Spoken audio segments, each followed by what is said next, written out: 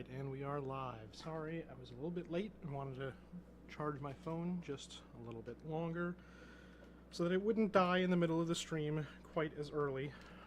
It's still going to at some point, in which case we'll take a break for lunch, but hopefully this will give us maybe around 2.5 to 45 before it goes down.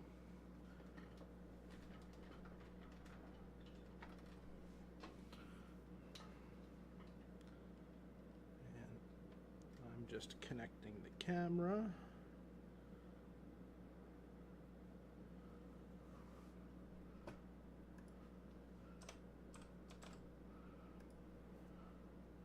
Give me 1 second.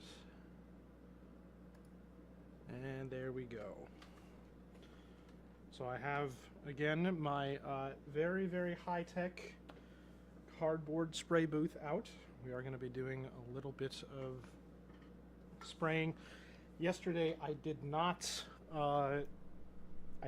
put any paint onto the Exarch of these Dire Avengers because I wanted to see how the experimentation with my other like pre-shading and quick highlighting methods would go. So far, I am liking... I really liked the sort of what they call air chop, which is sort of slap chop, but you do all the undershading with the airbrush.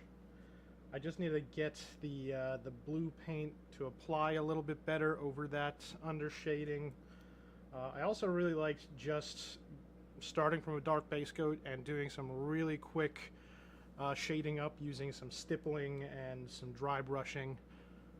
I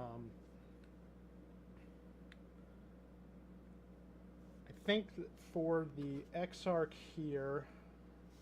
Oh yeah, something else that I noticed that went really quite well was I just did a little bit of airbrushing, like a little bit of pre-shading with the airbrush with the white on this guy. This was the one that we did sort of the slap chop style on.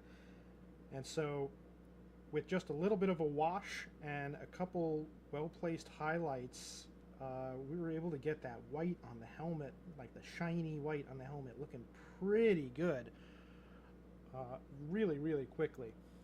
And so I want to try and split the difference on this Exarch here.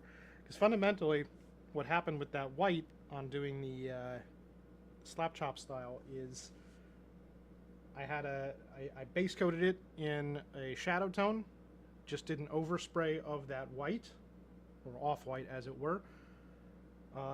Did a little bit of a wash of that same shadow tone, it was kind of a green-gray, and then just did a couple strategic highlights, and it ended up looking great. So if I can pull off something similar with the blue armor, I think that could work really quite well.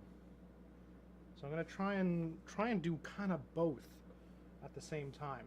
So I'm going to try and get as much pre-shading done with like a really dark blue and then a really bright blue on the armor here. And then I'm going to see whether or not I can be really accurate with my airbrush and hit the white parts using that same method that I did on the other one. So let's get started on that.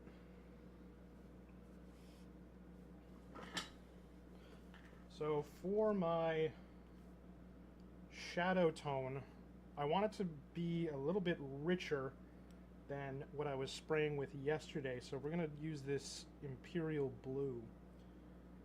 And I think I'm going to mix just a little bit of green into it to shift it into sort of like a sea blue almost. I want to have a little bit of a green tone in the shadows basically throughout all these models, because they're all going to be eventually based on like forest basing. So I want to have that green tone sort of showing through. You know, even though we're doing some quick army painting here, I do want to have a little bit of color complexity. So let's go ahead and start mixing that up.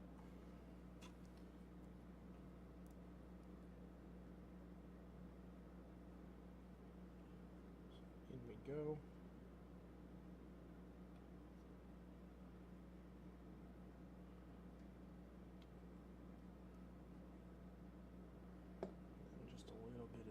green.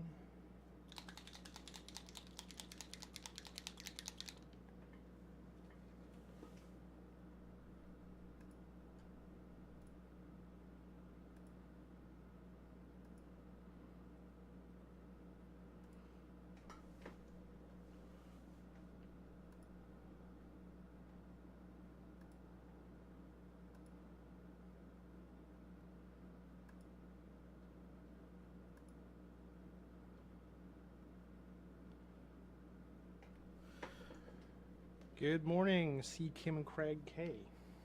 How are you?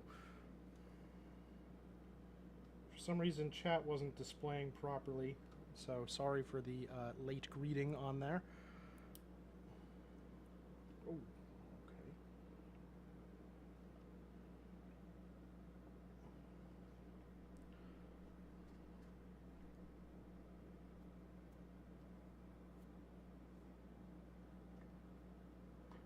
Get a little flow improver in here.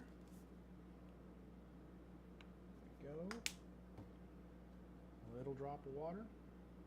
I like to keep my airbrush paints pretty thin. Let's get that mixed up. Yeah, that's a nice dark teal blue. I like the look of that.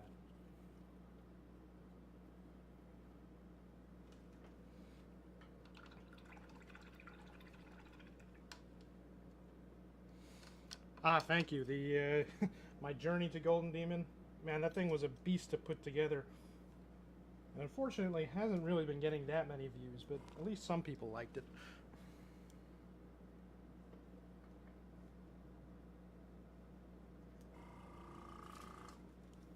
Let's check our flow here.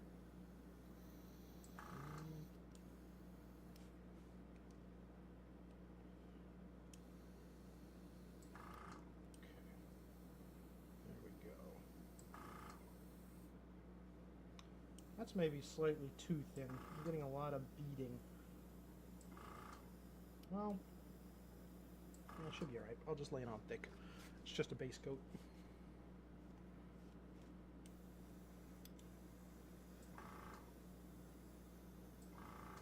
Yeah, it's definitely quite thin. That's too thin. I gotta add a little bit more blue.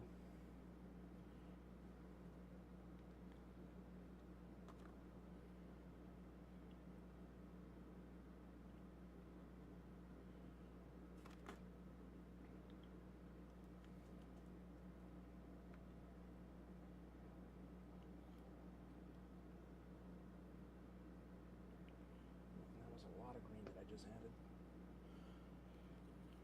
Oh well. Yeah, too much green. Whoops. Look at that. Whoops.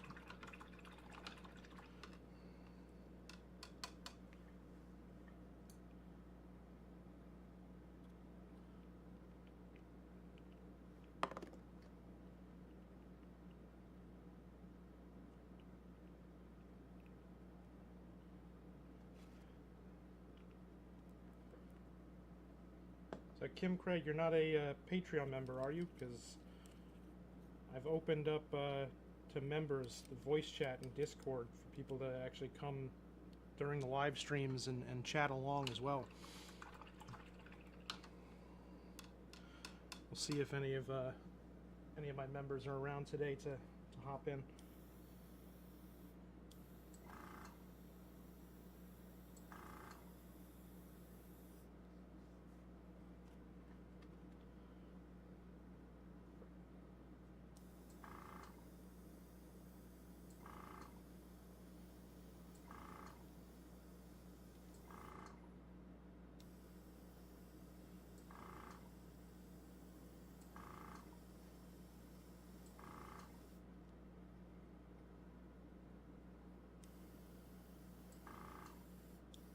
I may have shifted this a little bit too green. Still need to add some more blue in there, I think.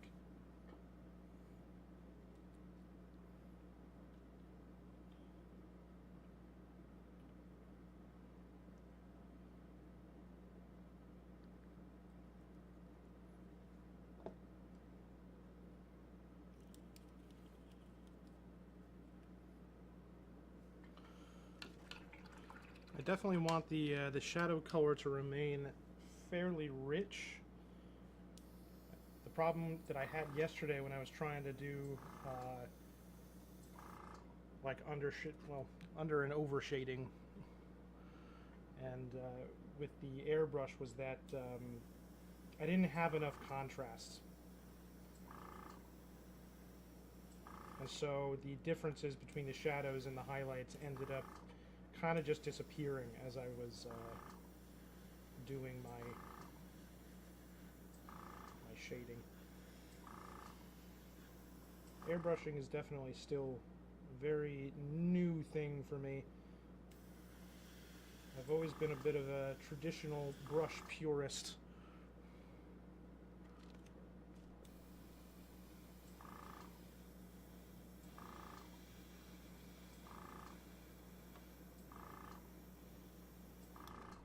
I'm not getting good flow here.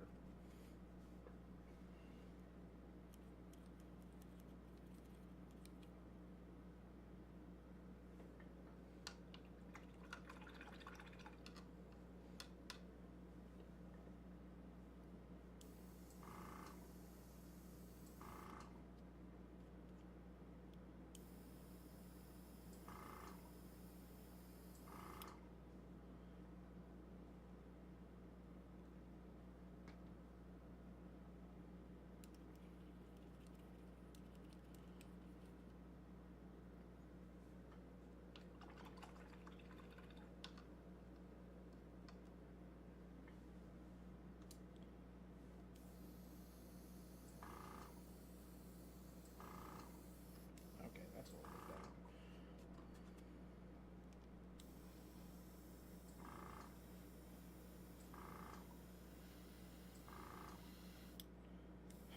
And now it's too thin. Oh my god.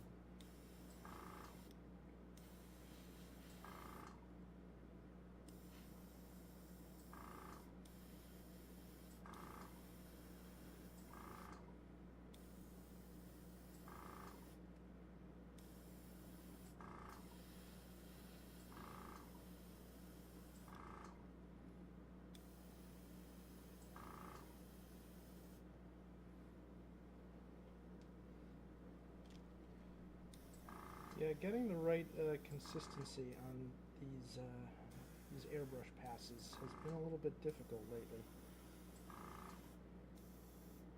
I should really start like measuring exactly how much paint I'm putting in so I can get it the same consistency every time.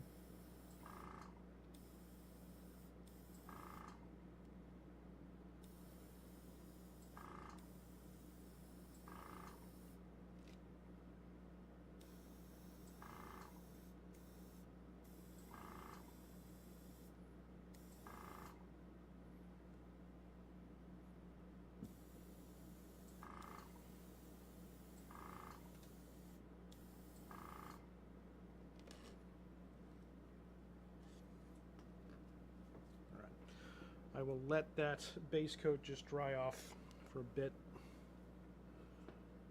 and then we'll go in with our next pass. I'm going to try and create quite a lot of contrast on this pass, and hopefully get a lot of shading done right off the bat.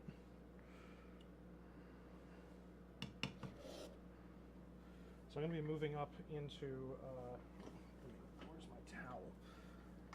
I'm going to be moving up into this royal blue, which has been kind of the basis for a lot of the blues that I've been using on this project. And I'm going to mix it with this pastel blue and maybe just a touch of this jade color for vibrance.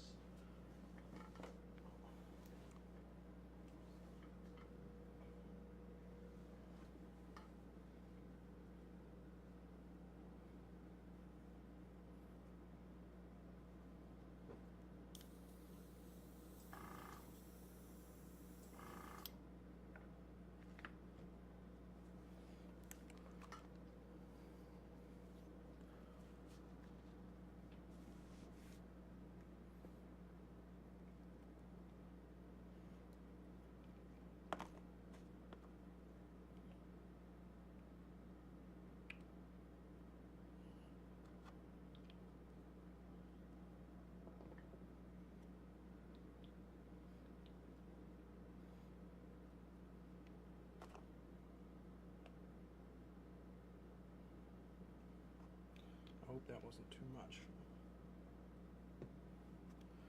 And now I want just a tiny little drop of this stuff.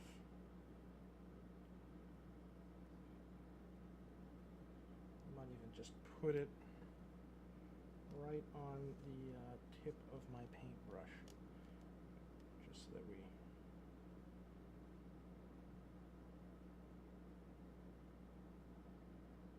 don't get too much in there.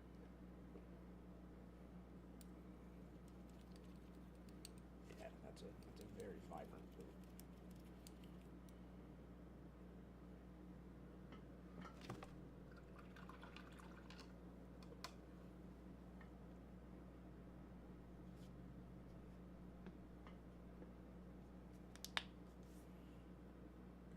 Just a little bit of that flow improver. 1 drop of water.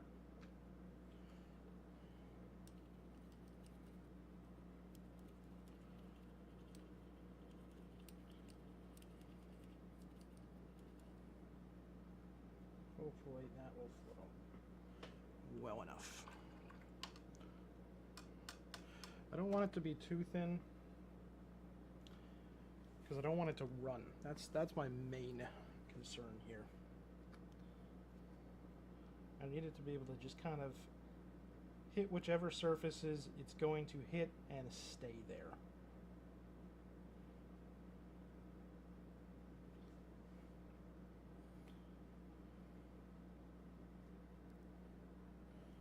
This guy still needs to dry for a moment.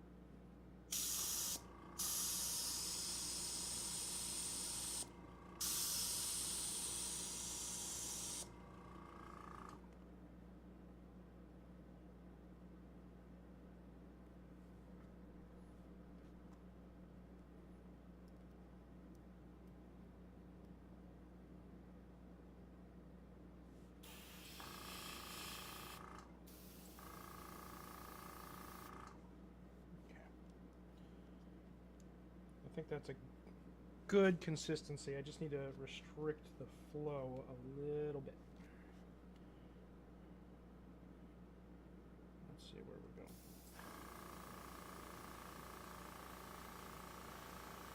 I really want to come in from a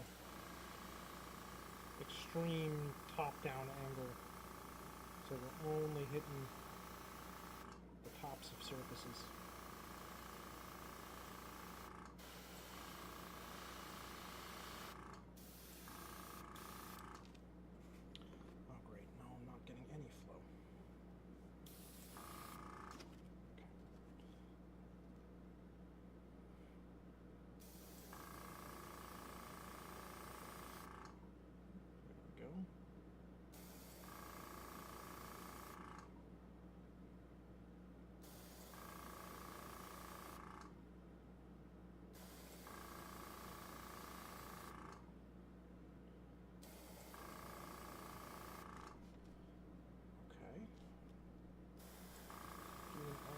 There.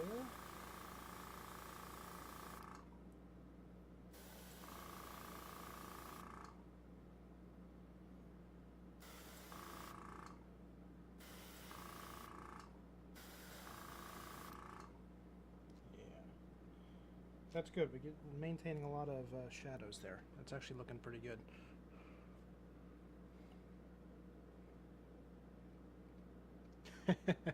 Yeah, the cardboard box has been a stalwart friend throughout the years, or even before I did any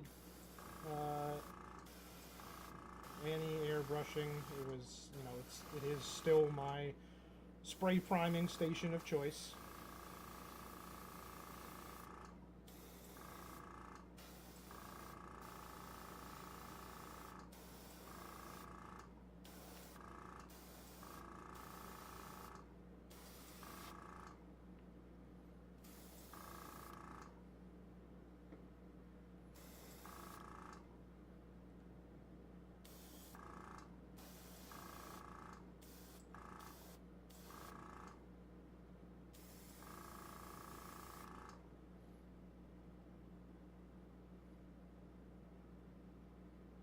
Okay, that is decent enough, I think. I think we're done with the blue.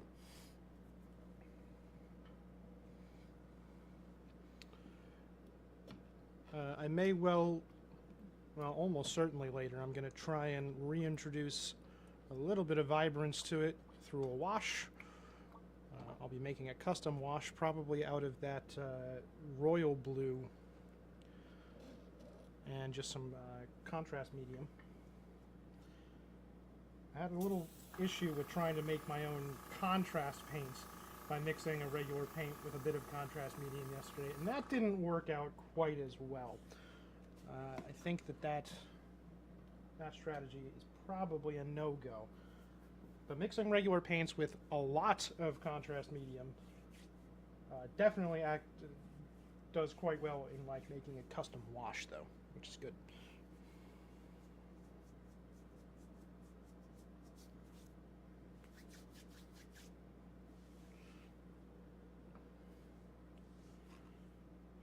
Now the question is, do I want to attempt to spray on the helmet and the shoulder pads, or am I going to accidentally ruin the other parts of the model with that? Or should I just paint it by hand?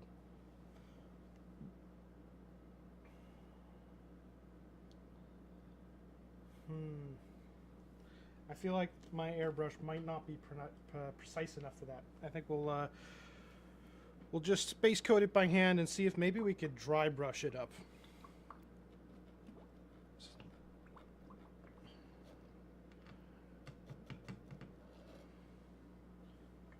I did do something similar yesterday, except I was just doing some like quick layering. So I'll give you the comparison shot on those two. So this one here, this was the one where it was oversprayed slap chop style with the airbrush. You can see that it actually still managed to create quite a bit of depth once I add those highlights in. And then this was the one that I layered up by hands. There's a bit more contrast on this one, but they both still came out pretty good.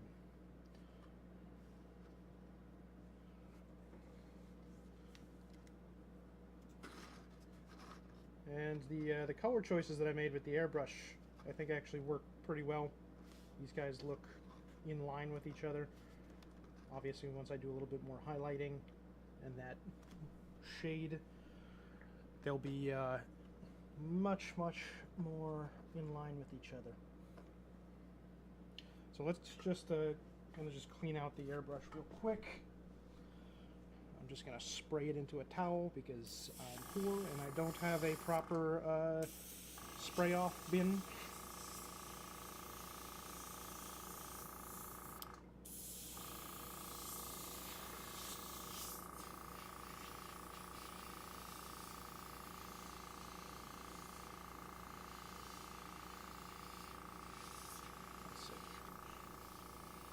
Alright, I think it's pretty much cleaned out. Later on I'll hit it with some isopropyl too, just to make sure it's really properly cleaned out. Don't want to accidentally clog it.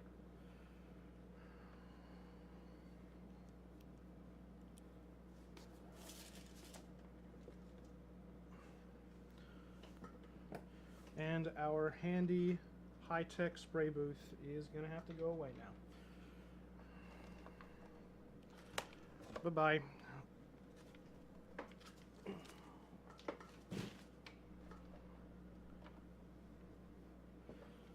Everyone give a round of applause to our spray booth. A true hero, true trooper.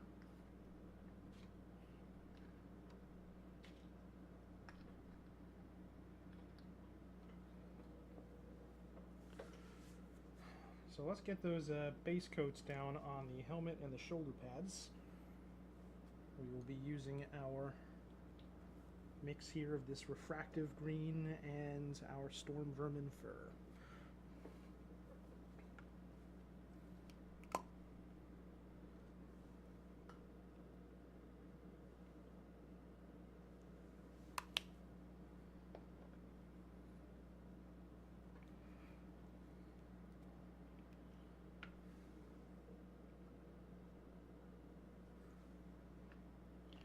And in fact, while I'm at it, I'm gonna lighten up the mix just a little bit with this bright warm gray, because we almost never use that very dark.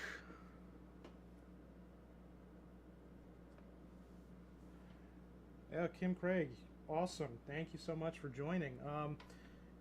If you want to join into the voice chat, what you just have to link your Patreon account with the with Discord, and it'll automatically put you in the Discord, and it should give you your appropriate role as a member at which point. It's the streaming voice chat. You should see me in there.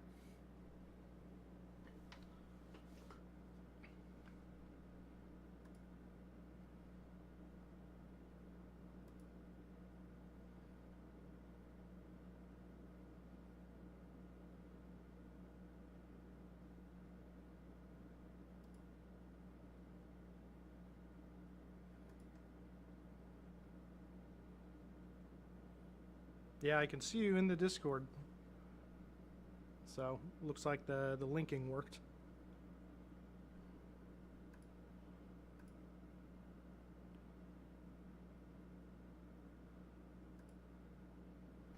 Awesome. So let's go ahead.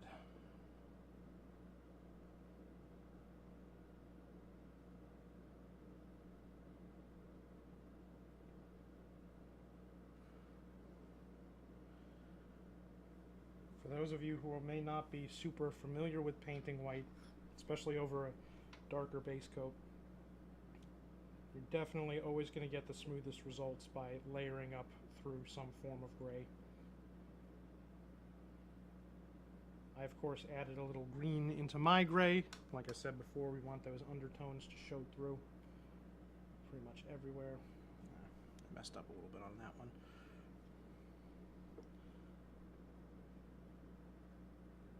But I think that the classic that most people use is, especially if you're looking at like Games Workshop box art, they always go for kind of a blue undertone on their whites. And that, of course, works pretty well.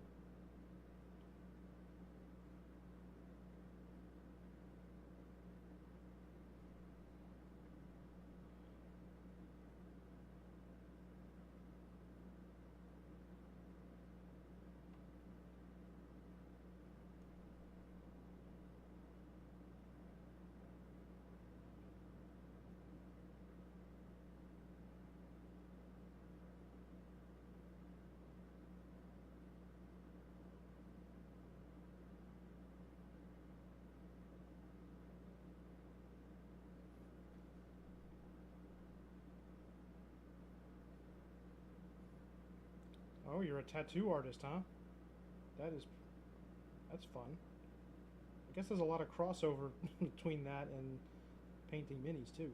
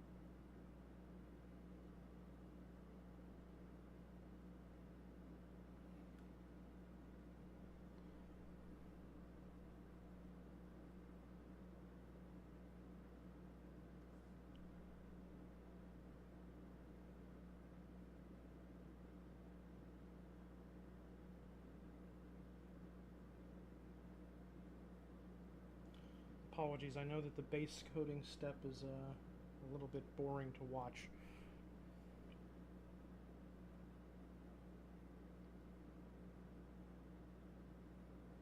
But it's something you just gotta get through.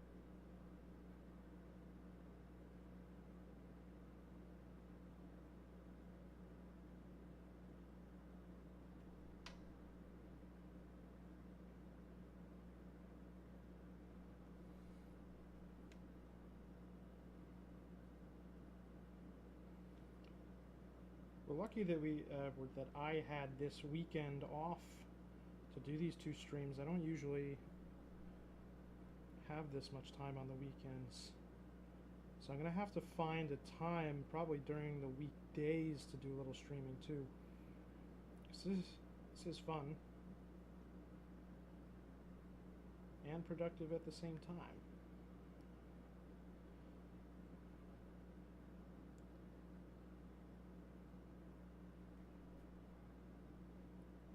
It's always great to interact a little with the community members too, in a live format.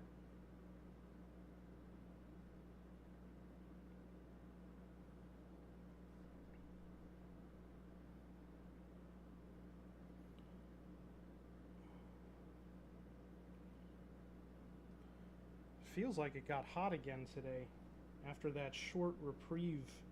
I don't know how many of you are in the States, but here on the east coast of the States, earlier in the week, like through last weekend's Monday, Tuesday, even Wednesday a bit, it was unbelievably hot.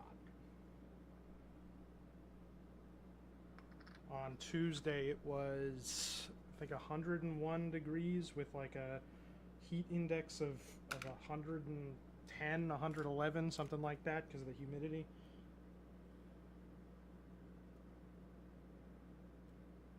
Absolutely brutal. My painting space here is up in my attic. It's like a finished attic. But because we're right underneath the roof and it's a dark roof, when the sun beats down on it, it can get real hot. So I've got like 2 air conditioners up here. And even with 2 air conditioners running, it was uninhabitable up in this space. And right now I'm only running one because the electricity situation is a little tenuous up here. If I run both air conditioners and my computer at the same time, I might blow the circuit breakers. So now that it's getting to midday, I'm starting to feel the temperature a little bit.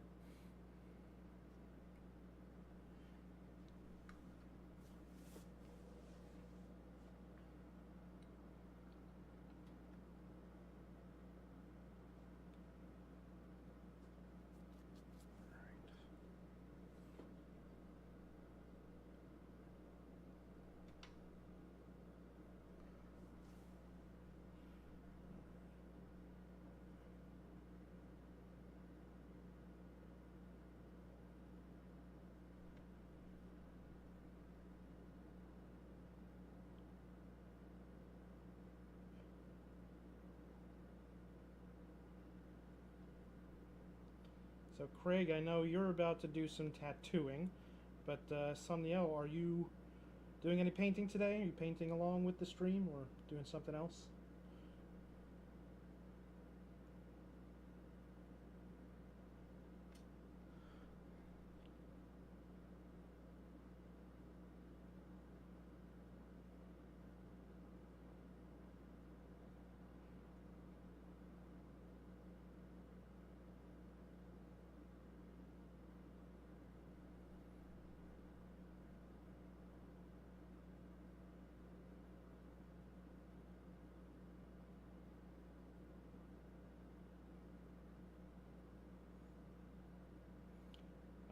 I just bought the new expansion last night. Started a new run.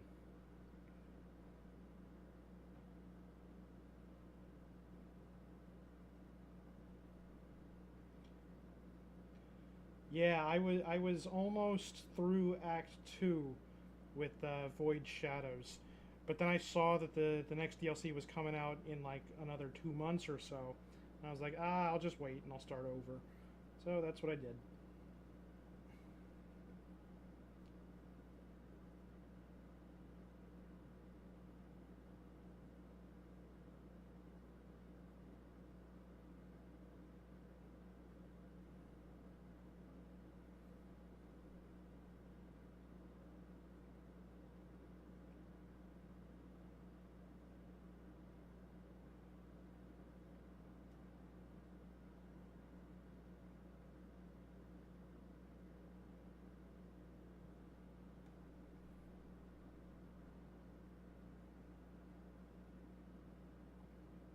Hey Frank, how's it going?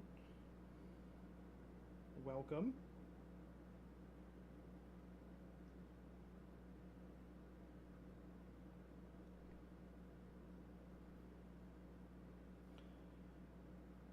Did they make like fundamental changes to how shotguns work in Rogue Trader? Because I think they were always kind of okay if you had the right build for it, especially like Master Tactician, where you could just pump all of your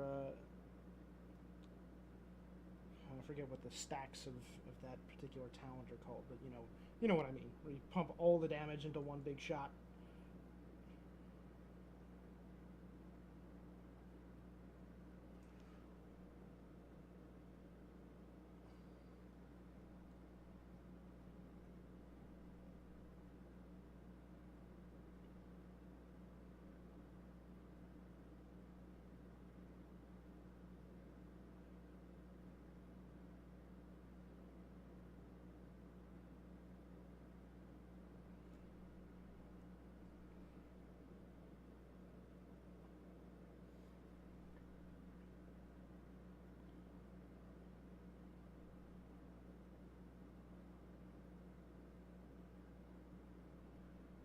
Oh, that's interesting. Do other classes get to use any of those like additional attack types, or is it all locked to the new arbitrator?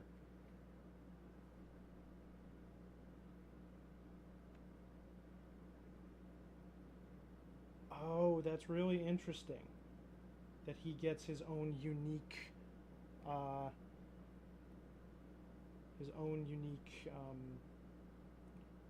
I hesitate to call it a pet, but yeah, the Servo Skull Swarm. That's really cool.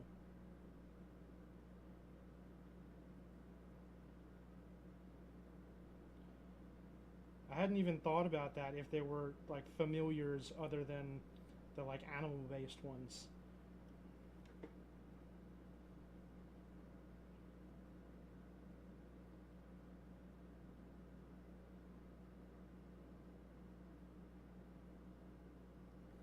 Might have to try something like that. I didn't for my Rogue Trader on the new run. I did not choose the new subclasses or a pathway that would go into the new subclasses. I wanted to. I am gonna go for something that's a little vanilla. I'm doing soldier into arch militant, but I'm doing something that I've never tried before. Where I'm gonna try a character that's really specialized into two weapon wielding, specifically one melee weapon and one ranged weapon.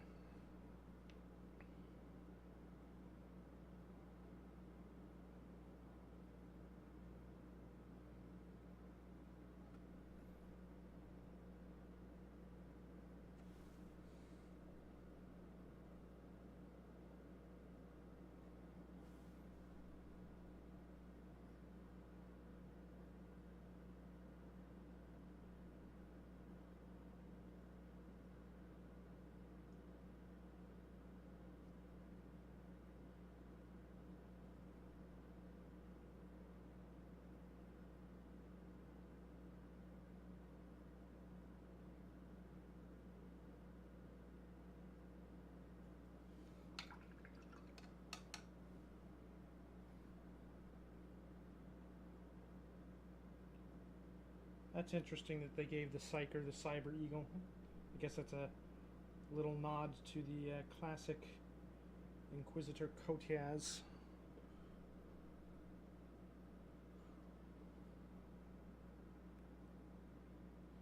Oh yeah, they did a great job on Rogue Trader. I was so unbelievably hyped when I saw it coming out because I had just finished playing Pathfinder Wrath of the Righteous, which is their previous game, and I loved it. And so I was like, oh my god, it's this style of game, but in the Warhammer universe. Holy shit! Like that's literally a dream come true. Not to mention the fact that me and my friends have been playing the old pen and paper tabletop role playing game Rogue Trader for more than 10 years now. So, yeah, it's like the game was made for me personally.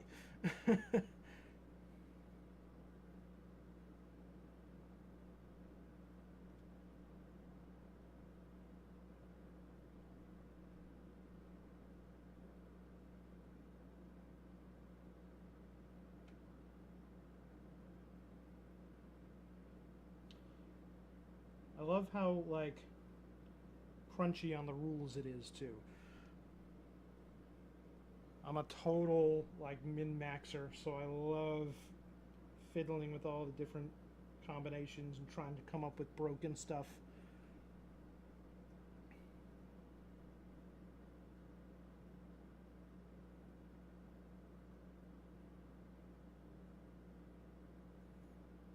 Yeah, Dark Heresy is going to be crazy in video game form. That's so cool. I really, really love that they're doing that. I mean, it's kind of the logical next step.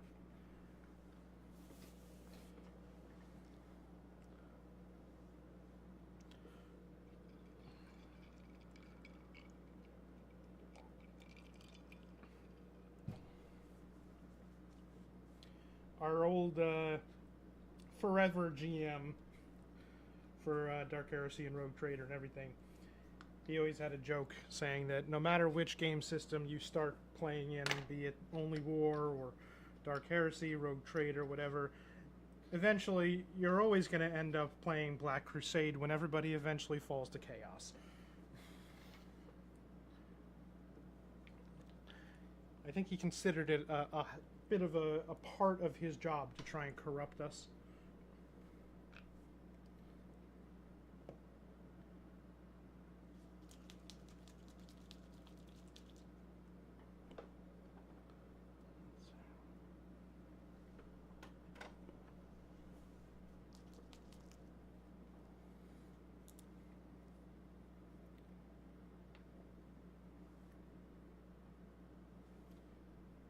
I might need to get another bottle of medium soon.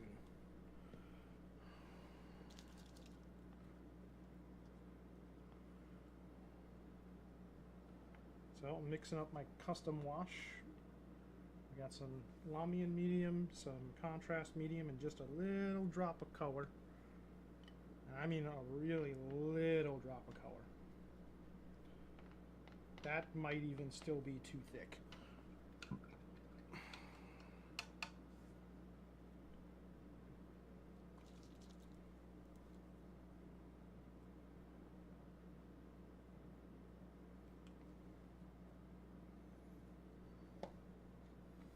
I'm really just hoping to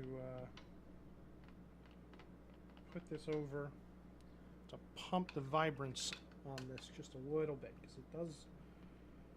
it's looking a little dull and chalky.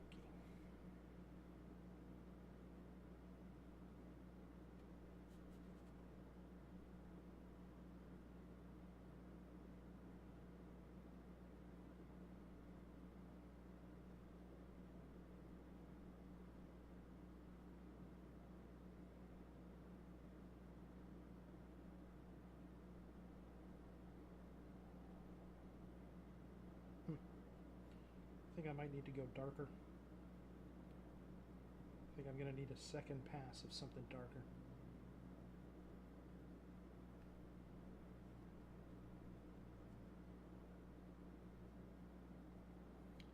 At least this is pumping up the saturation of the blue a little bit.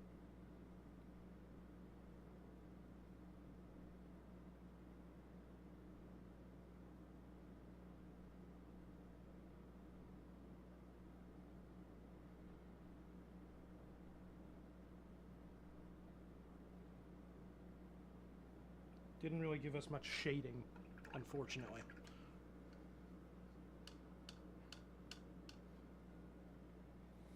Well, they're still doing plenty of just more of that with Rogue Trader. There's 2 more expansions planned, which I didn't know. That's crazy. Oh, they're totally redoing the system for Dark Heresy, huh? I wonder what that's going to look like. I wonder if they're going to make it more like the tabletop. I don't know. I don't even know what I would want them to change, to be honest. I really liked the way that that they did Rogue Trader.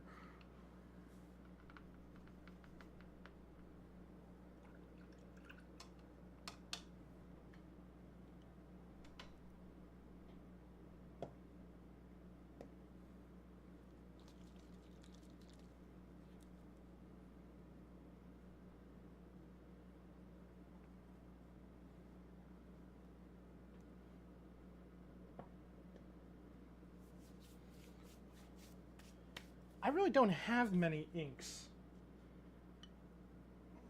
So, no, just by the way, way of me not really having any. Uh, but that probably would work well for this. If I were to just take an ink and sort of thin it down a little bit and put everything over there, that probably would work in this scenario.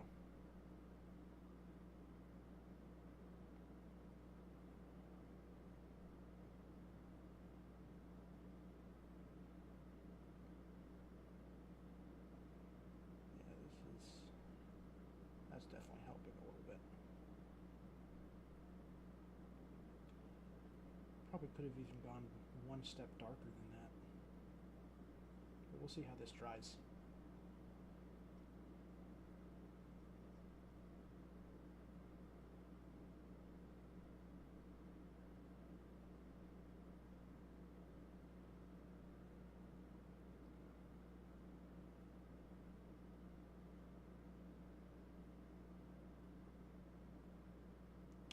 Yeah, I've never really played around with inks much, and I think that's pretty much because my preferred way to paint is just straight up layering and glazing.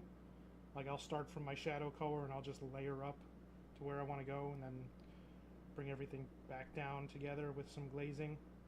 But obviously that's pretty time consuming. That's the kind of thing that I'm really only doing when I'm doing kind of a higher end paint job. For this, like I said yesterday, I really need to figure out something with some speed.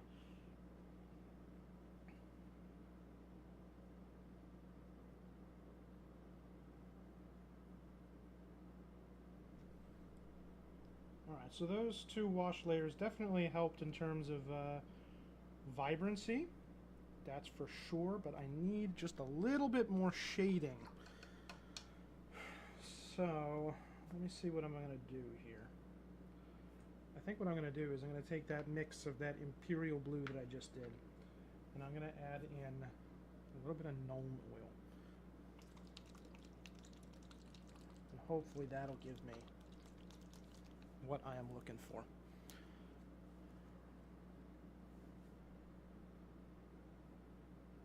Just 2 drops. And I'm going to be a little bit more targeted with where I put this mix.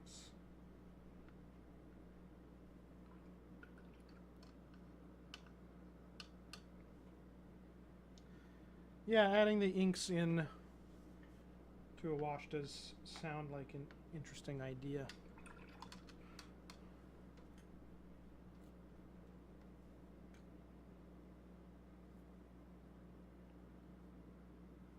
Might have to pick up a few.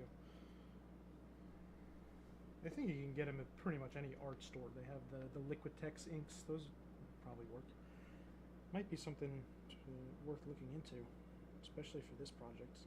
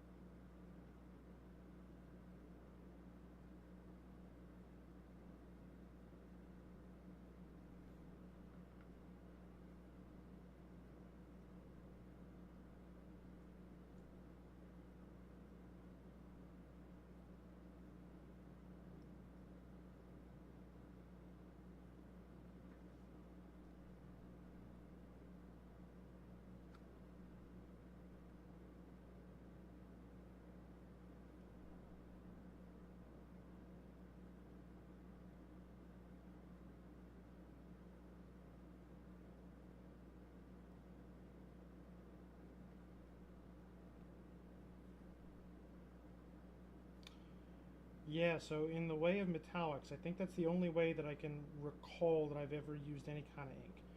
I think I have one black ink and one sepia ink lying around somewhere. And I used uh, the black ink to go over like gunmetal gray.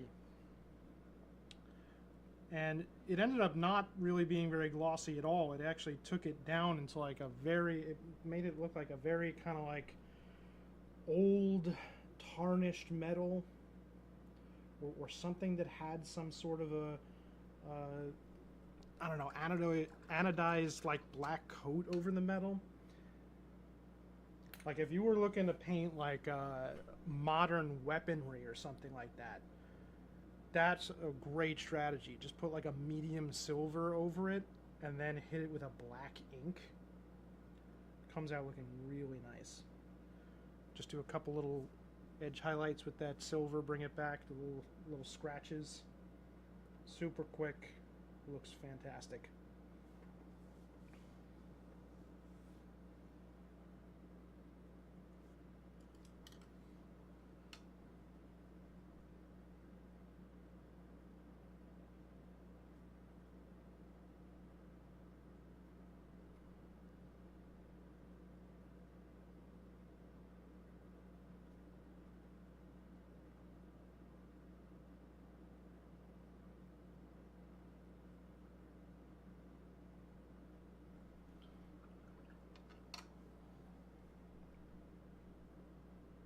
Alright, gotta let him dry a little bit. I'm trying to get these all to be roughly the same level so that I can sort of just work on one step at a time. Next step is going to be highlighting. This guy and this guy probably need a little bit of dry brushing.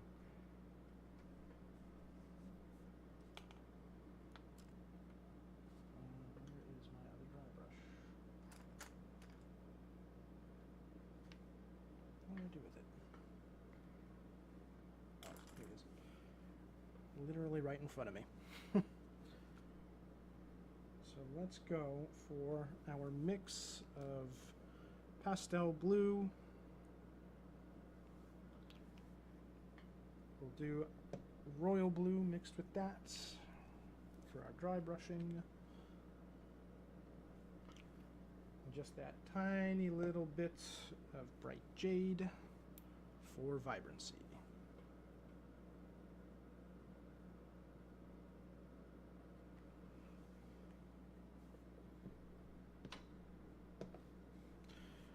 And I'm doing something a little unorthodox. Is I'm loading my dry brush on my wet palette.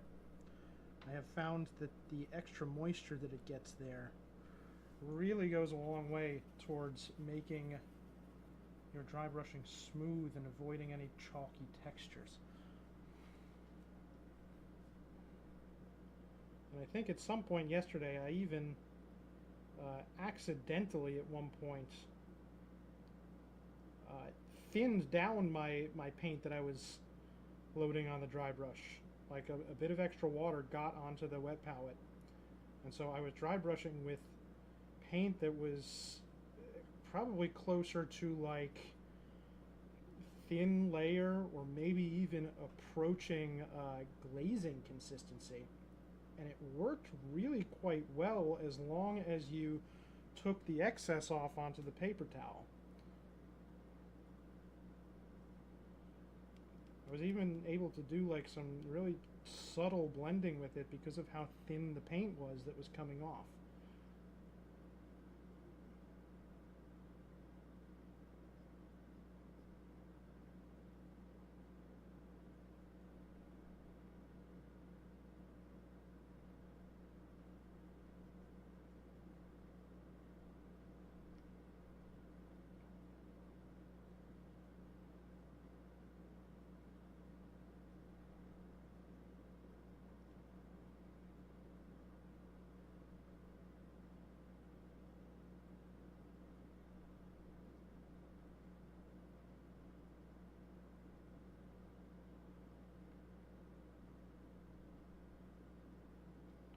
I might have to develop that into my new signature technique, is fast blending with a wet dry brush.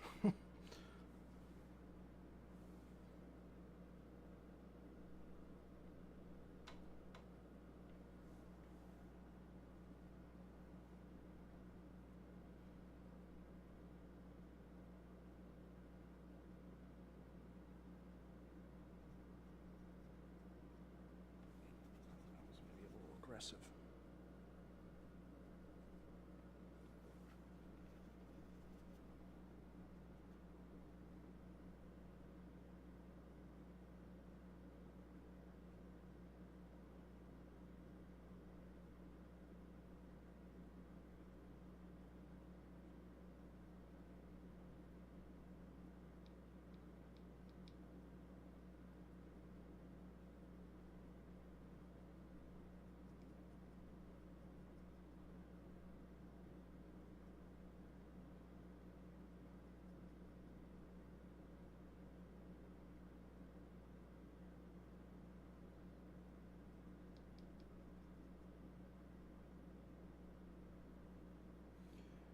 I also really like the control that you can get with the dry brush, because I can really make these highlights that I'm doing a bit more directional.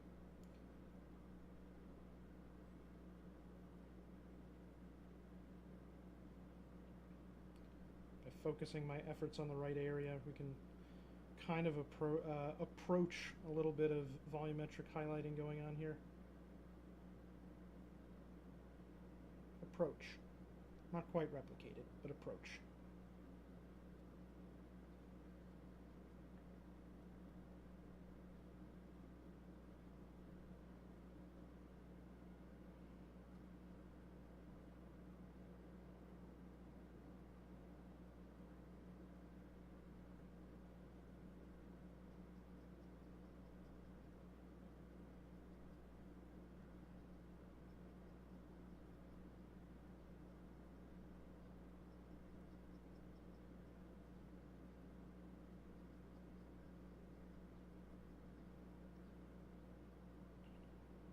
Looking good.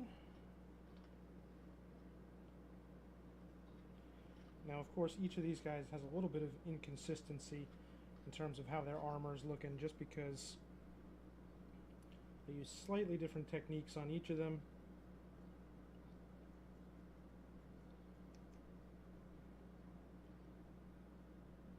But hopefully, once I'm all done, we will have something that looks roughly like they belong together.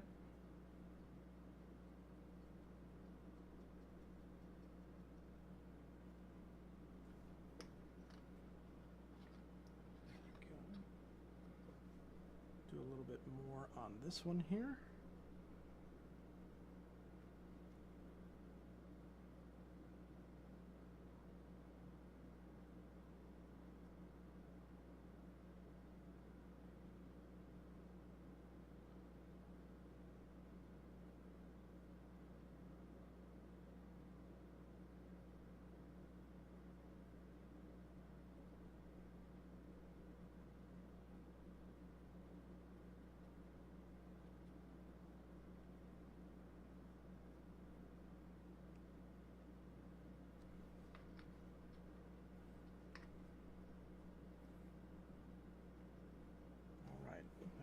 To the Exarch.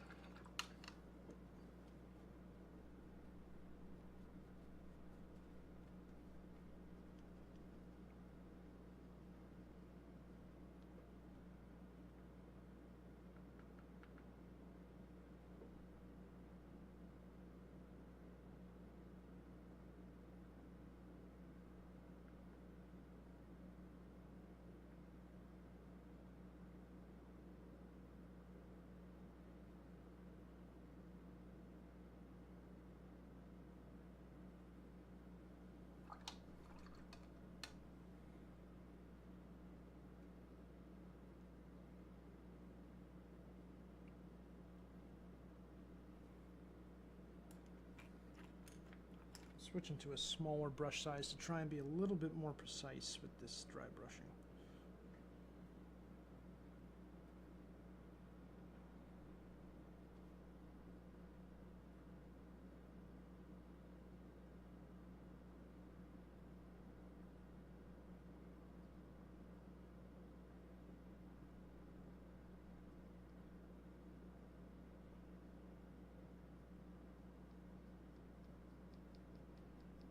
Try and catch those edges nicely.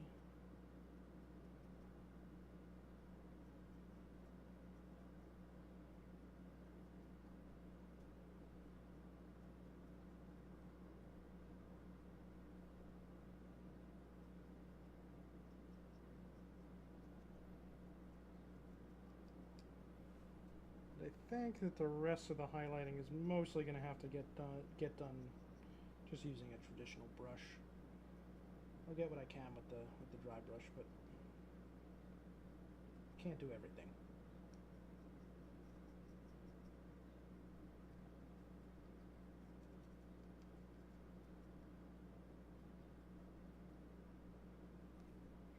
There we go. Good enough. Good enough for now. Let us break out the regular brush to continue doing a little bit more of that highlighting.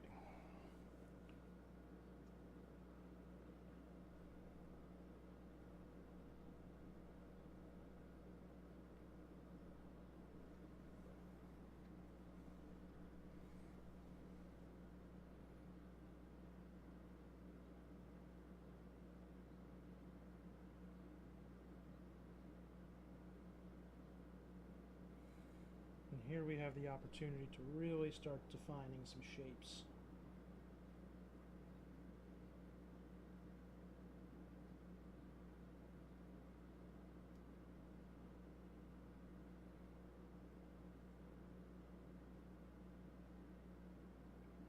And I'm just doing some gentle layering, a little bit of stipple blending. I just want to make sure that the primary shapes here are well defined.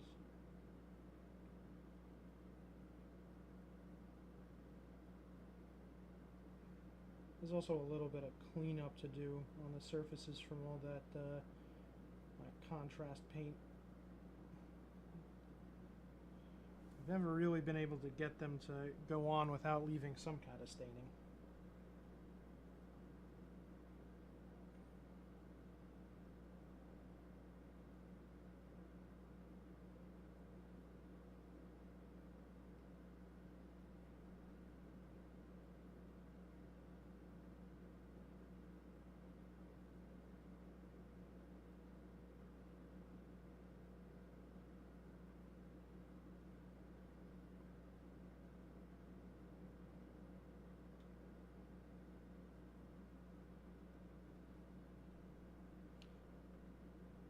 It's also difficult with these Eldar models, how all these little details, all these little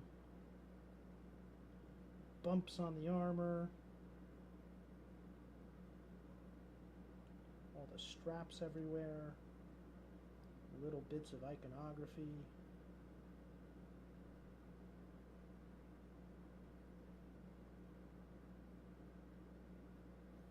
They really decided they needed just the most complicated, panel-ridden armor, didn't they?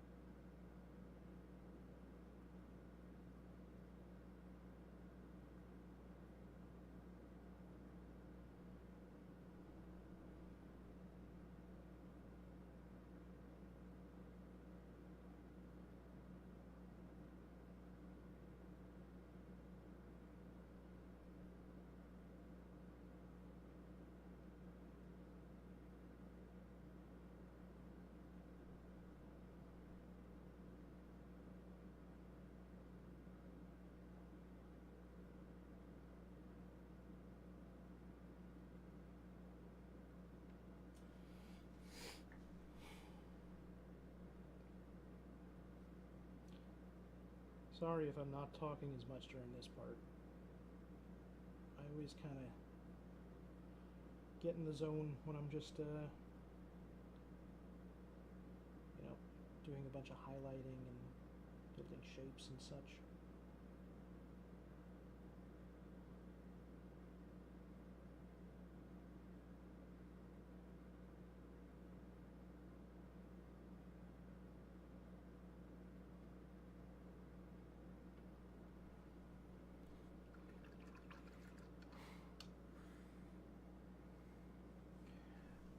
Yeah, it's funny. They certainly look like gemstones, but if you look at like the box art, even even they don't paint them as gemstones. I think they know it's just way too fiddly to to do all that.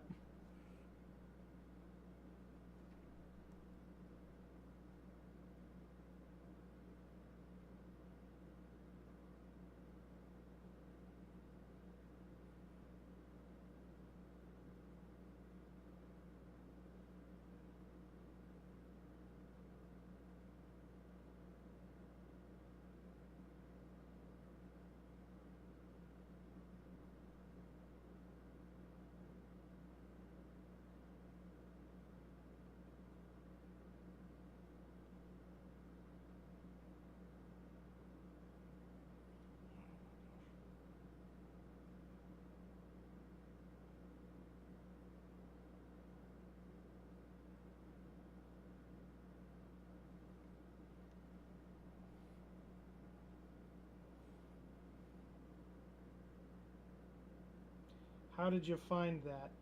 Painting them all as gemstones. Was it easier or harder than just letting them kind of be?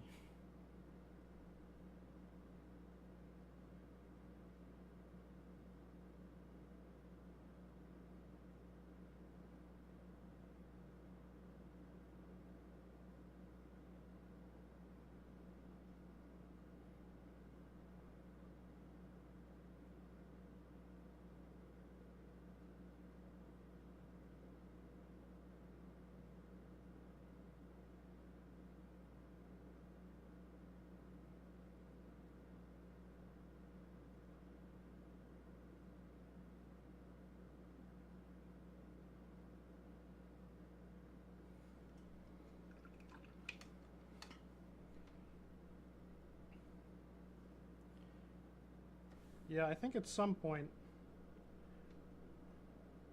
I'm gonna just like batch paint a bunch of gems because I also have some Wraith Lords on the table behind me that need to start getting some of those gemstones done.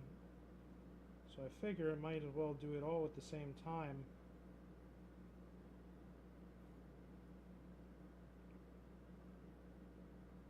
That should save the hassle of having to, set up the palette every time.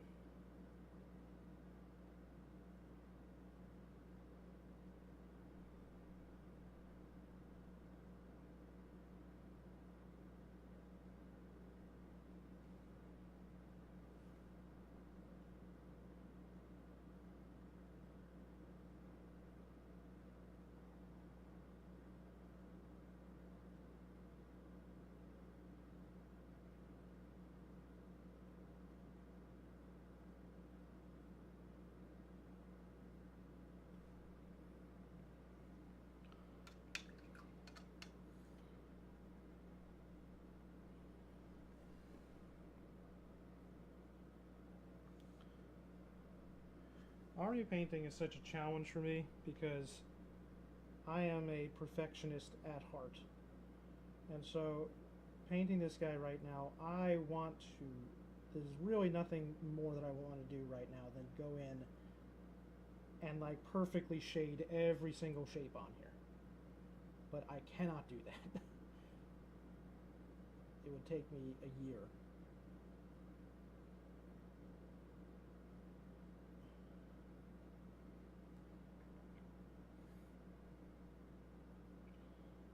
So I guess I gotta just pick and choose my battles. Which highlights are actually going to be important?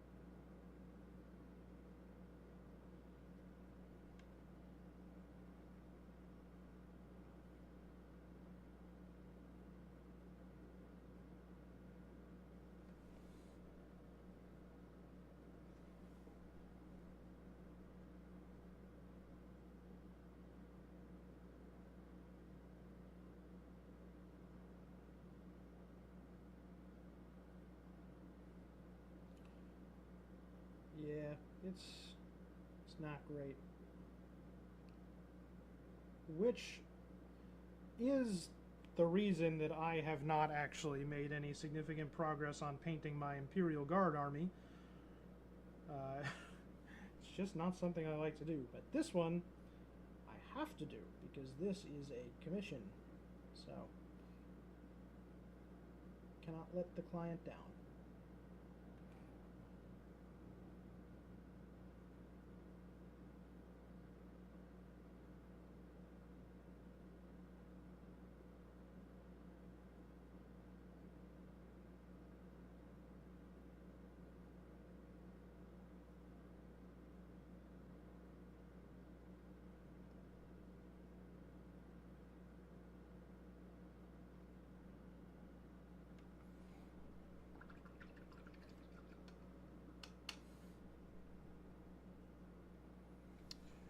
Yep. I mean, the good news is that this commission does have a bunch of characters in it, so I am going to get to do some higher quality painting.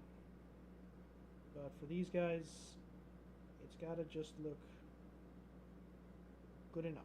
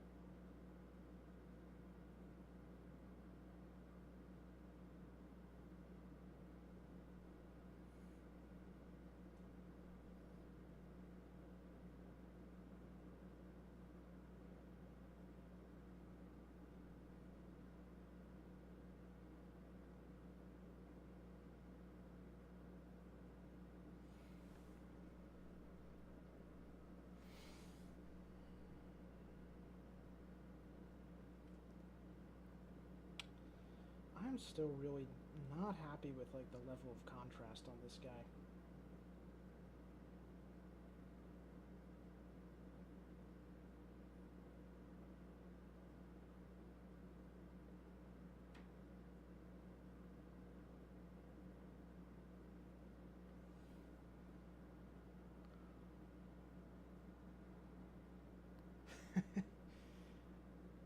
You know, there are strategies with coping for painting something like Imperial Guard. First of all, I don't actually find Imperial Guard models to be terribly difficult to paint. Especially if you got the old Cadians. Like, I have a bunch of the old Cadians, and man, they are easy to fucking paint. Like, batch painting old Cadians is really simple to do. And as long as you restrict your color palette, the new ones aren't horrible either. Though they do have a lot more like straps and pouches and that kind of thing.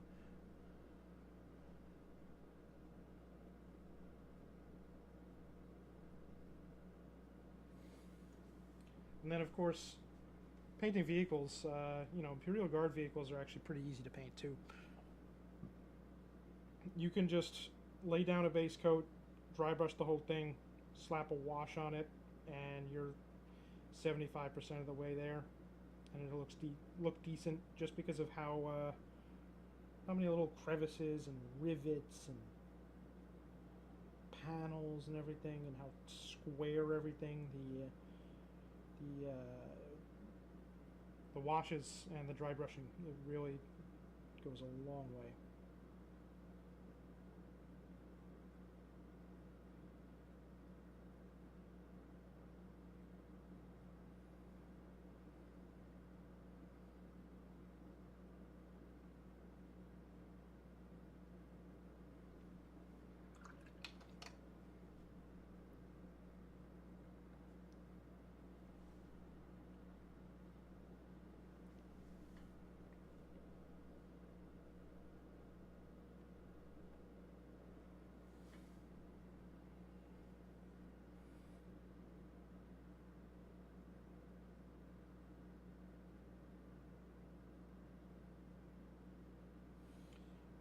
guess I'm going to have to make up for my lack of contrast in the shadows by just having some really punchy highlights.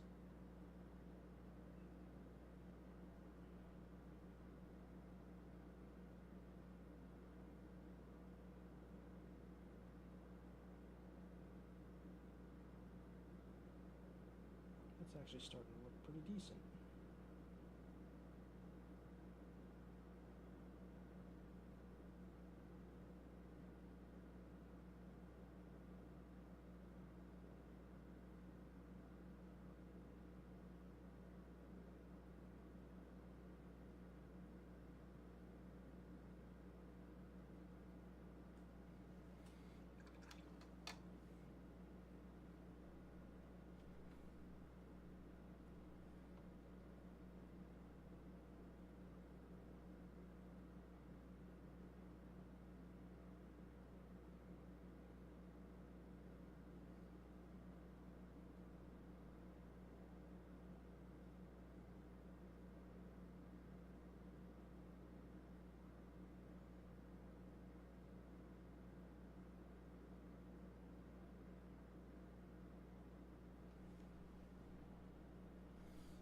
Yeah, that's not so bad. Starting to get some good visibility on certain things.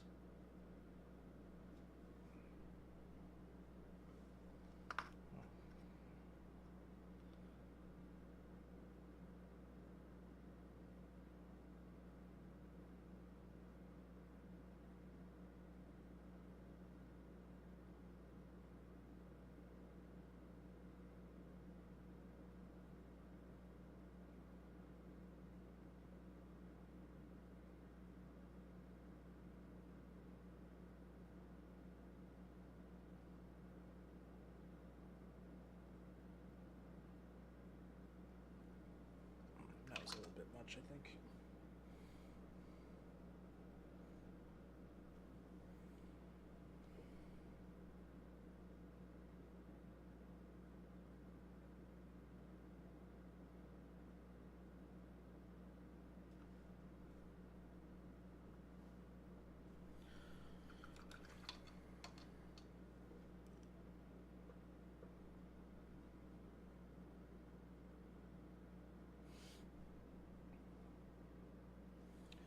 Yeah, painting vehicles definitely, it's a different beast than painting figures, but it's fun.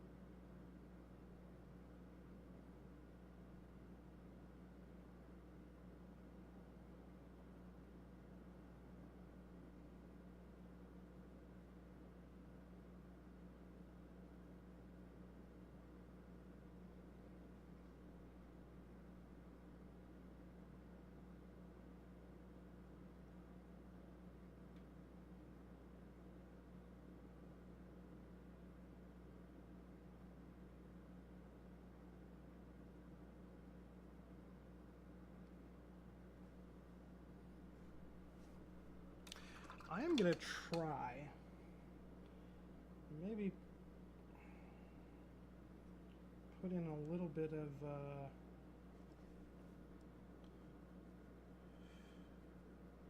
pure Agrax Earthshade into some places here. I'm going to hit the back with a little bit more dry brushing. Very gently with a lighter color to try and just get some impactful highlights down quickly. But I'm not going to spend too much time highlighting and shading on the back since it's not a focal point.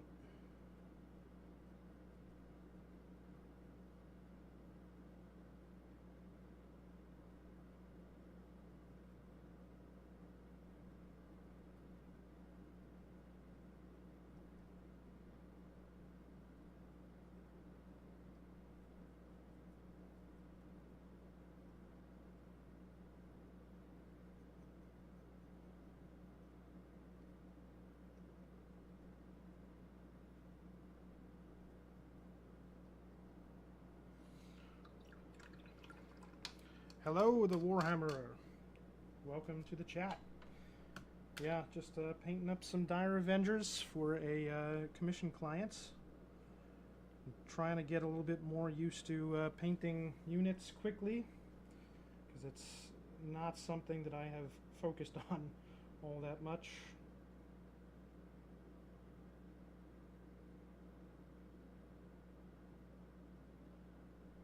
But hopefully, as I go through this process, I will get better and better at it.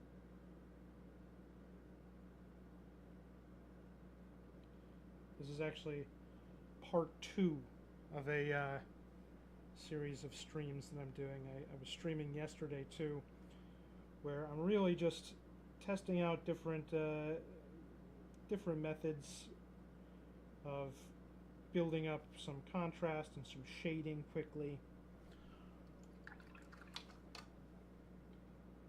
So this guy was just like a little bit of an airbrush. I did like a dark blue-green, then sprayed some more vibrant blue over it. Did a little bit of dry brushing, and now I'm just doing some additional manual highlighting to try and really pump that contrast up, get them looking good. And he's coming out decent so far. I'm afraid it's taking too long though. I'm spending so much time just doing these highlights on these guys that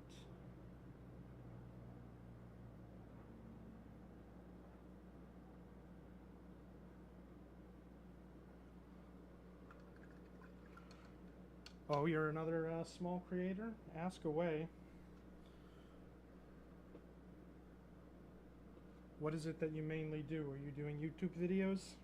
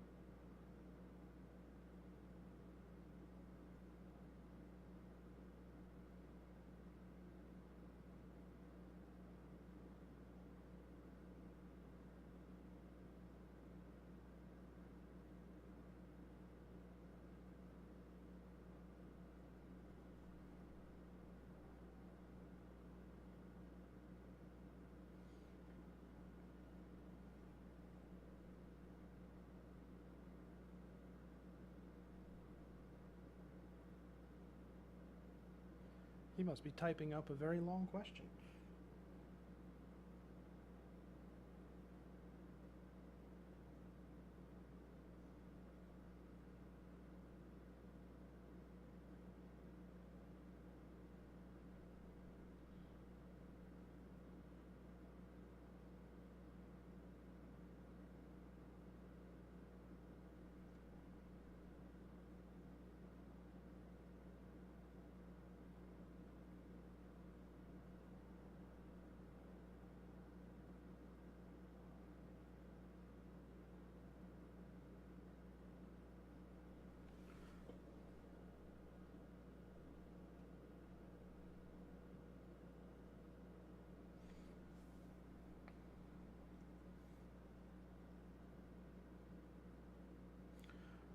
Or maybe he didn't have any specific question, just wanted general advice. If you're still here, and that's the case, if you're trying to do YouTube as like a Warhammer content creator, I don't know if you're doing painting or not. That is what I have my experience in. My advice is the field is extremely saturated. So you need to find something that's going to make you stand out. I had hoped that for me it would be the quality of my painting. As I started doing it more, I found that I was maybe a medium fish in a very large pond. There are many, many better painters out there than me. But as I started making more videos, what I did find that I was pretty good at was teaching and explaining certain concepts in a way that people hadn't necessarily heard explained in that way before. And so that's now what I focus on in terms of like making my YouTube videos, when I focus on making the YouTube videos at all, because I've also found that, at least for me, because I'm trying to actually turn this into a career, YouTube is a lot of effort for very little return. Unless you somehow get lucky and manage to go viral with like every single video you make, yeah, you're probably not going to be able to become a YouTuber. Not until you're consistently getting like 50K views a video. So you gotta, I don't know if monetary stuff is something that you care about, if it's a part of your plan, or if you're just doing it for fun and want to see some success in that regard. But yeah, if you're trying to monetize, you gotta look elsewhere. Trying to attract people to a Patreon, sell lessons. That's something I've seen other people do. Like write little PDF tutorials. That's something that I'm gonna try and start doing in the future. I have a model picked out specifically for that. You could try your hand at live streaming. I think live stream painting is getting a lot more popular. And it seems like there's a lot more people sort of gaining attention and fame through that means than there are new big hobby YouTubers popping up. The space is really still totally dominated by you know, the big YouTube painting channels. Squidmar, Ninjon, Travarian, Miniac.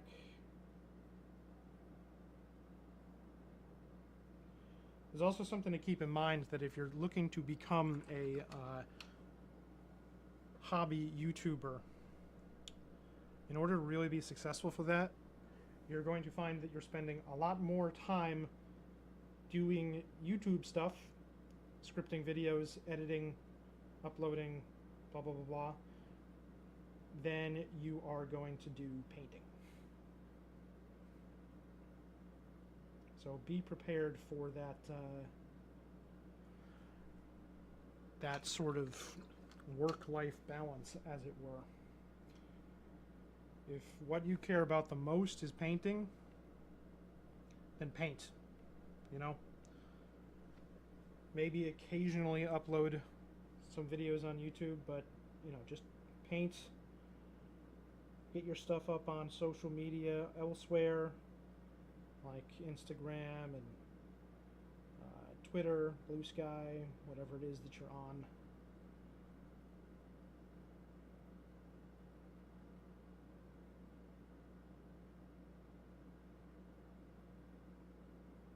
That's really what I've been kind of finding out lately.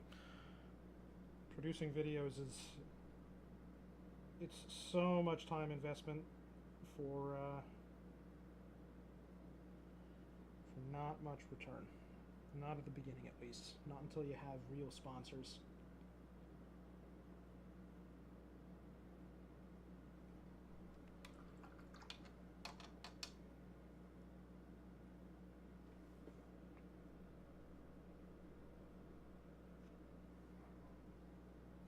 So hopefully that was helpful, but if you have any other specific questions, feel free to ask.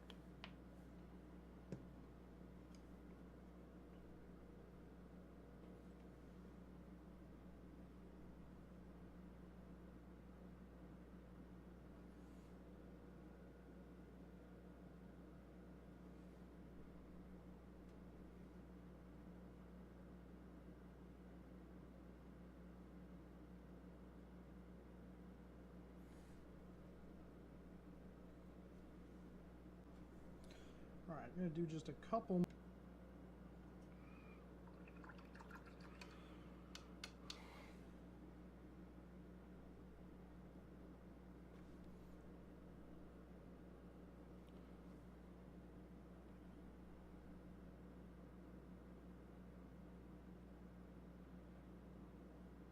Is the stream still up and running? I just got a bunch of notifications about disconnects. Can you all still see and hear me?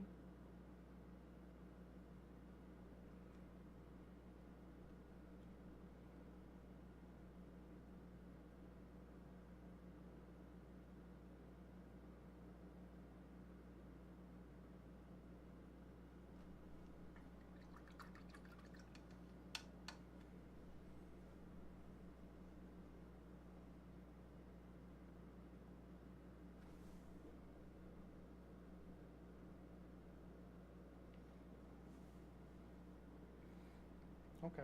Well, at least it reconnected, so that's good.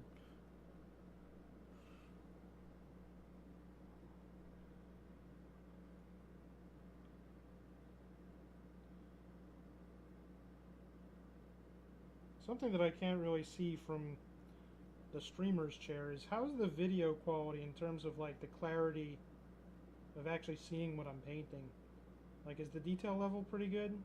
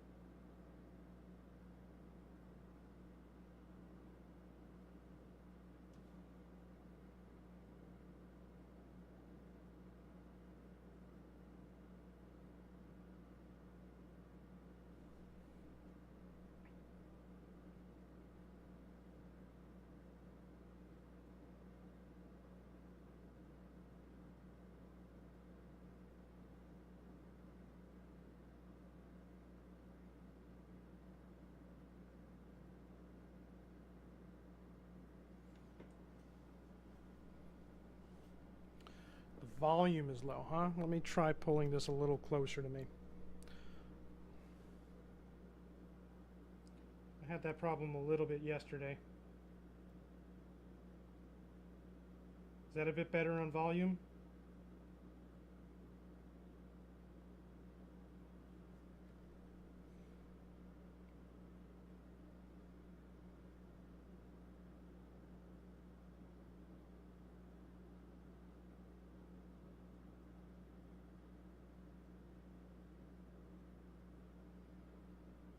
Great.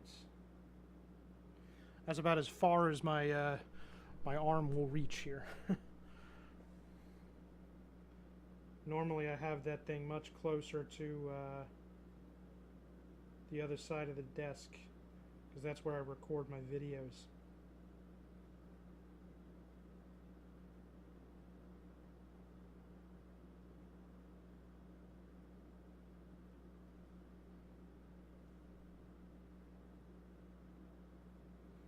Alright, I'm going to hit this guy with some matte varnish real quick, because...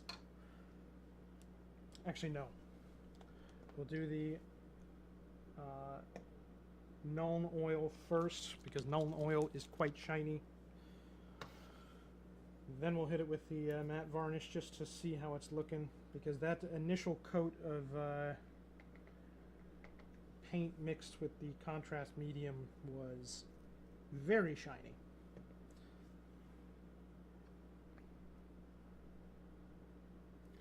So shiny that it's actually becoming difficult for me to see certain details.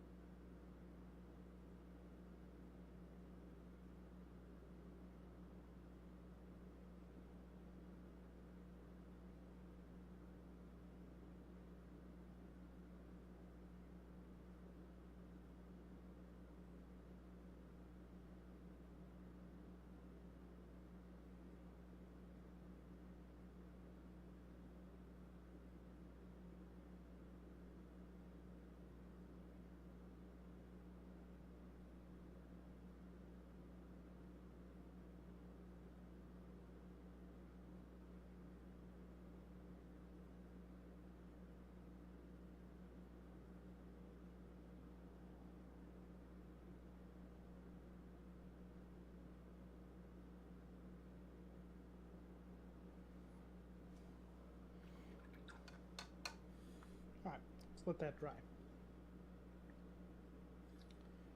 So this was the guy that I just started from a dark base coat and just did only dry brushing up to get those volumes going. And I really like the way that this one came out.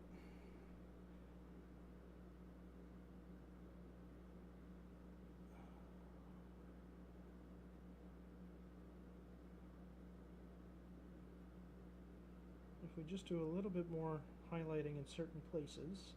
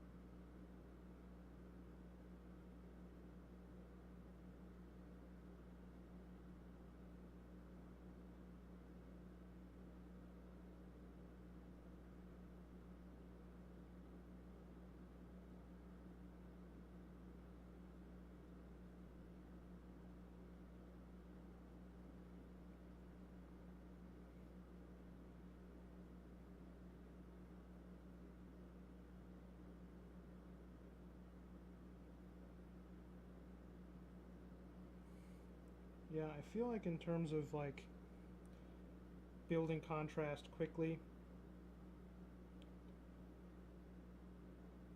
and ease of like cleanup work, this this guy that I did the very soft dry brushing on, I really feel like is the winner. In which case,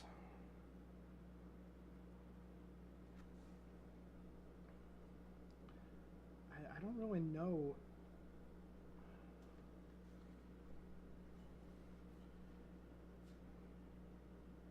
Let me see. Between these two guys,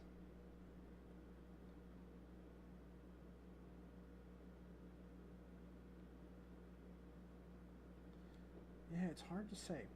It's hard to say what I'm going to go for going forward.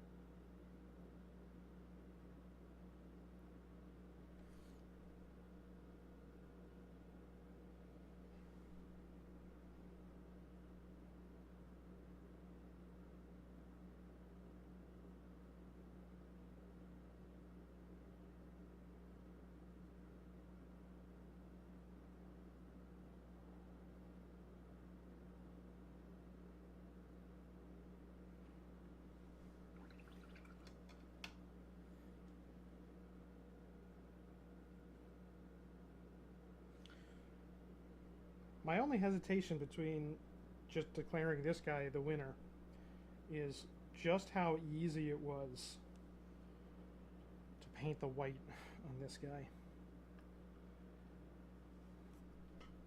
If there were a way to maybe get a more solid blue coat with the kind of slap chop method, and then maybe just do a little dry brushing over that and a couple spot highlights on top of that, we would really have our master technique.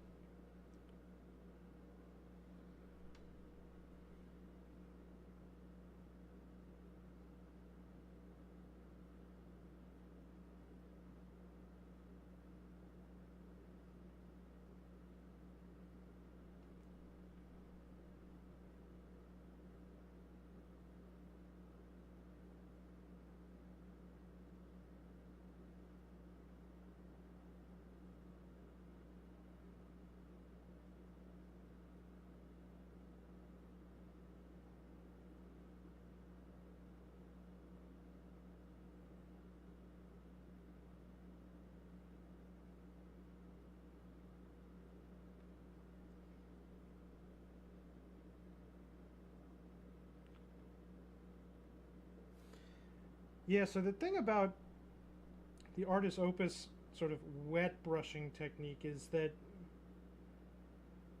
the way that they do it is it's mostly the same as traditional dry brushing. It's just you don't dry the paint out as much when you take it out, and they also have their little dampening pads that they can use to you know, keep the paint relatively damp throughout the whole thing. When I did this guy, I accidentally even took it a step further than that, and I actually diluted my paints. Like, I thinned my paints before they even went onto the brush. And so I was almost doing like large scale like stipple blending with almost like a glaze consistency. And that created some really remarkably smooth transitions really quickly.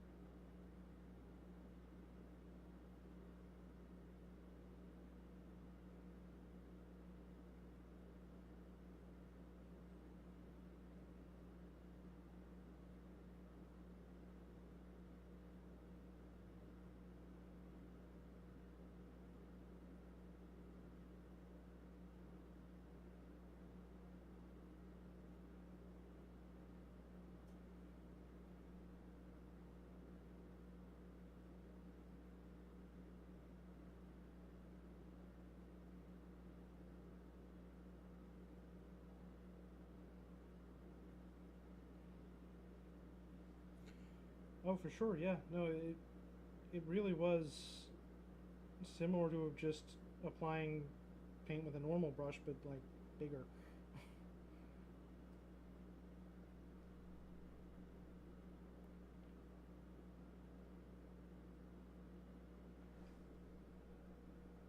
Like this guy really doesn't require much work in terms of doing additional highlighting at all. I'm just hitting a couple edges, building a couple volumes a little bit further, bringing some points of shine to certain places like right here. I'm going to do a little bit of real stipple blending.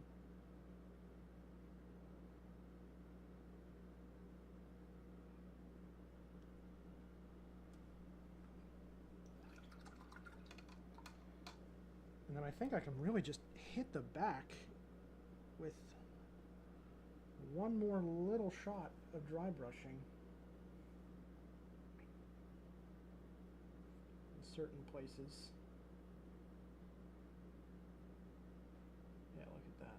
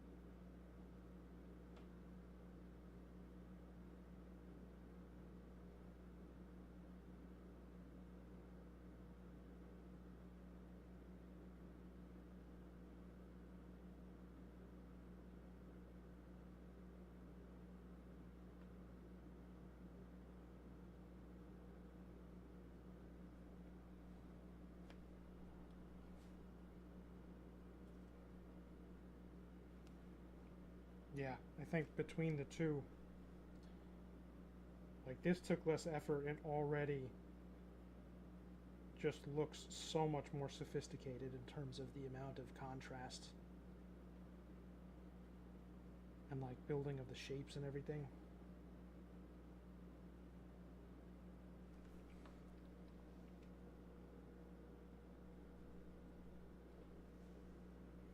Let me get a couple more little highlights on here, but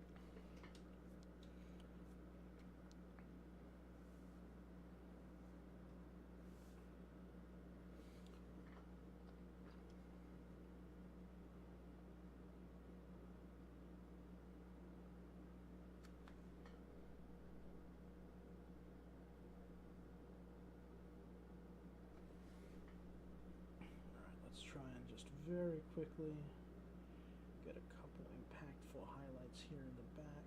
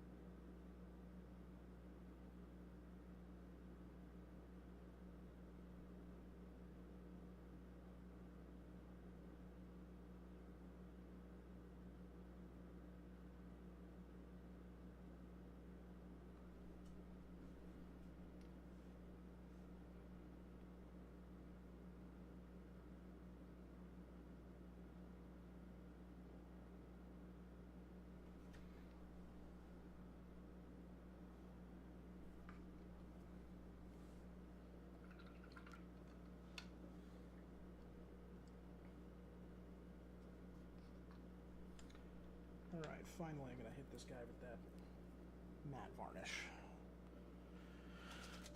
See how he looks.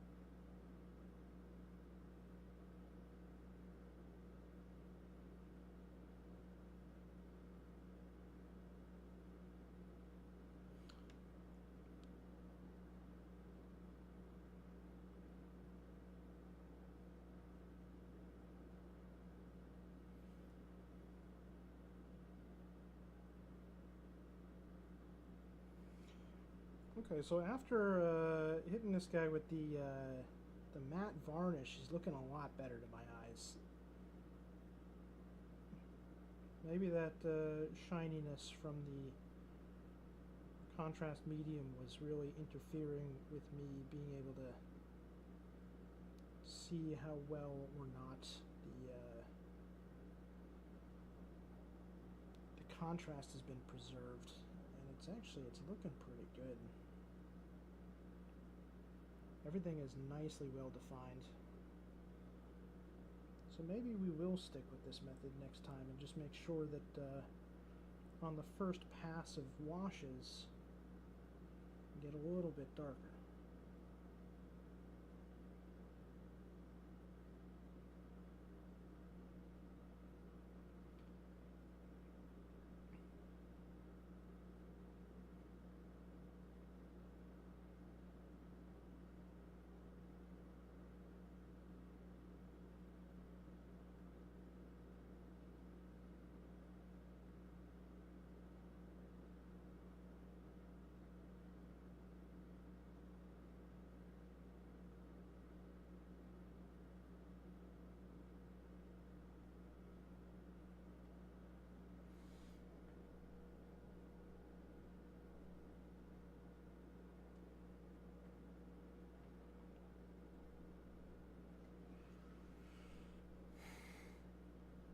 I think that deciding between this technique, which actually turned out better than I thought, just the straight up dry brushing, which is nice, it looks very sophisticated and you get a lot of contrast, and going for the straight up like slap chop method, which also doesn't look terrible. I just needed a little bit better paint application on it. This one comes out with a much darker looking blue than the other two.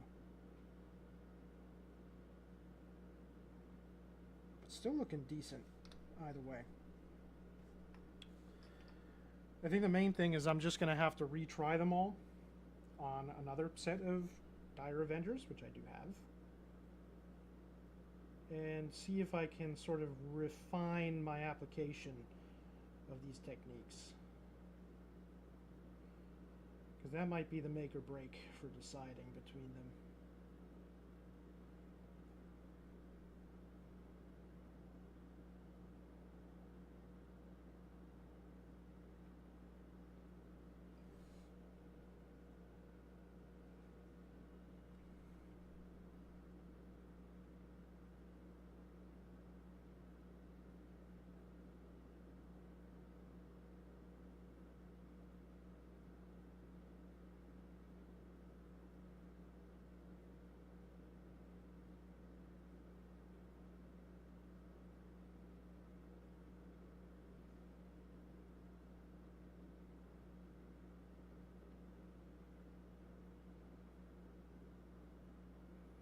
I think also once we start getting some of the other details filled in,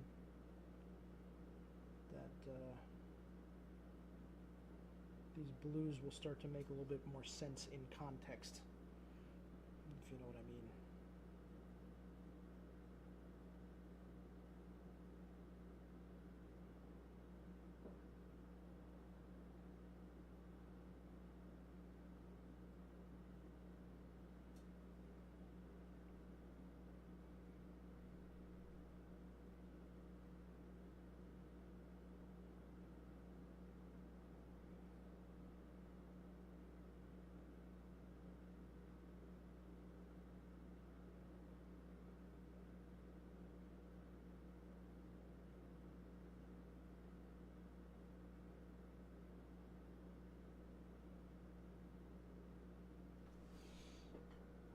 Oof, it's getting dry up here.